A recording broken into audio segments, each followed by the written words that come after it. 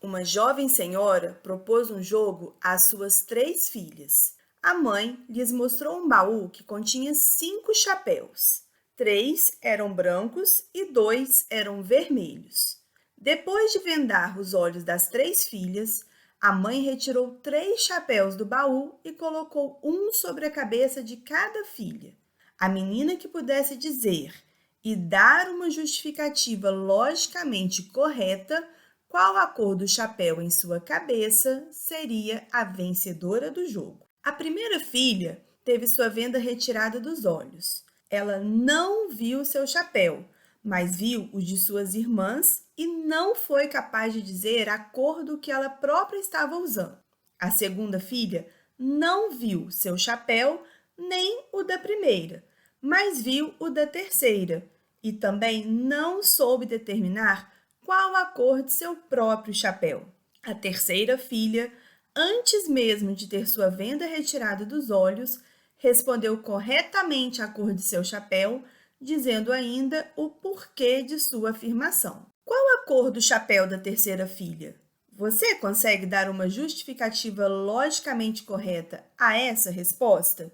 Se você quiser, dê uma pausa no vídeo e formule uma resposta para essa questão.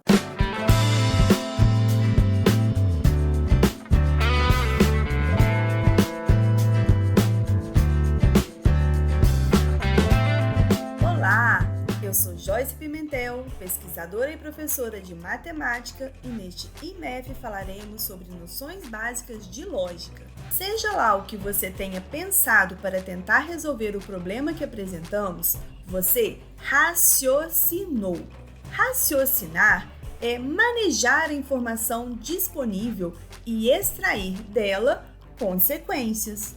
Raciocínio é o que entendemos por processo de inferência. A lógica estuda métodos e regras para se decidir quais são as condições para que determinadas coisas sejam ou não consequências de outras. Utilizamos a lógica para tirar conclusões a partir de premissas, através de regras bem definidas. Existem situações onde uma informação só pode ser aceita como verdadeira se muito bem justificada. Nossa intuição é útil em muitas ocasiões, mas em muitas outras ela não é suficiente para nos assegurarmos da veracidade de uma dada informação ou afirmação. Por exemplo, para se tomar uma decisão importante sobre uma política pública que afetará a vida de milhões de pessoas, não se pode confiar apenas na intuição. Um outro exemplo, agora da matemática teórica, é que nossa primeira intuição diz que existem mais números racionais do que inteiros. No entanto, vimos no IMEF 27 que isso não é verdade. Para não se deixar levar pela maré, para não se deixar levar por alguns enganos da intuição, a matemática intenta pautar suas conclusões em regras lógicas bem definidas. No problema das filhas, existem apenas 2 chapéus vermelhos. Logo, como a primeira filha, tendo visto os chapéus das irmãs, não soube dizer a cor do seu, necessariamente, pelo menos uma de suas irmãs estava de chapéu branco. Pois, se ambas as irmãs estivessem com um chapéu vermelho, a primeira saberia que o seu próprio era branco. Agora, como entre a segunda e a terceira, pelo menos uma delas estava de chapéu branco e a segunda, tendo visto o chapéu da terceira, não soube dizer a cor do seu, necessariamente a terceira não estava de chapéu vermelho, pois se a terceira estivesse de chapéu vermelho, a segunda saberia que o seu próprio teria que ser branco. Portanto, como a terceira não estava de chapéu vermelho, a ela só resta a opção de estar de chapéu branco. Essa justificativa é uma descrição, uma reconstrução em linguagem corrente do processo de raciocínio, uma lista de razões que nos permitem tirar a conclusão das informações do problema. Essa justificativa é uma dedução. Ops! Ei, Cedilha, venha para cá. Dedução. Essa justificativa é uma dedução, uma demonstração. Observe que, na primeira parte da justificativa, as sentenças existem apenas 2 chapéus vermelhos e a primeira filha, tendo visto os chapéus das irmãs, não soube dizer a cor do seu, são premissas.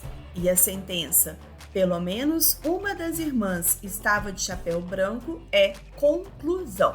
Premissa é uma afirmação que tomamos como verdadeira de antemão e conclusão é a afirmação que aceitamos como verdadeira após o processo de inferência, isto é, após o raciocínio. O conjunto de sentenças na justificativa é o que chamamos de um argumento. Argumento é uma sequência de sentenças em que uma delas é justificada pelas outras. Um argumento pode ser válido ou não. Dizemos que um argumento é válido quando não há uma situação onde as premissas são verdadeiras e a conclusão seja falsa. Bastante atenção aqui. Observe que não dissemos que as premissas precisam ser verdadeiras. Dissemos que, quando assume-se que elas são verdadeiras, então a conclusão tem que ser verdadeira. Em outras palavras, um argumento é válido quando não pode ocorrer simultaneamente de as premissas serem verdadeiras e a conclusão ser falsa. Por exemplo, veja os seguintes argumentos. No primeiro, as premissas são: todo homem é mortal e Sócrates é homem. E a conclusão é: Sócrates é mortal. No segundo argumento, as premissas são: toda ave sabe voar e Sócrates é uma ave. E a conclusão é: Sócrates sabe voar. Ambos os argumentos são válidos, mesmo que, no segundo, as premissas e a conclusão sejam falsas. Nem toda ave sabe voar. Sócrates, o filósofo, não é uma ave. E Sócrates não sabe voar. Mas isso não é o que importa na classificação de validade de um argumento. Se fosse verdade que toda ave sabe voar e que Sócrates é uma ave, então teríamos de concluir que Sócrates sabe voar. Atenção! A lógica não se ocupa de verificar a veracidade das premissas, mas apenas de verificar quais conclusões se pode tirar a partir da suposição de que as premissas são verdadeiras. Por exemplo, a lógica não está preocupada se é verdade que por um ponto fora de uma reta passa uma única paralela à primeira.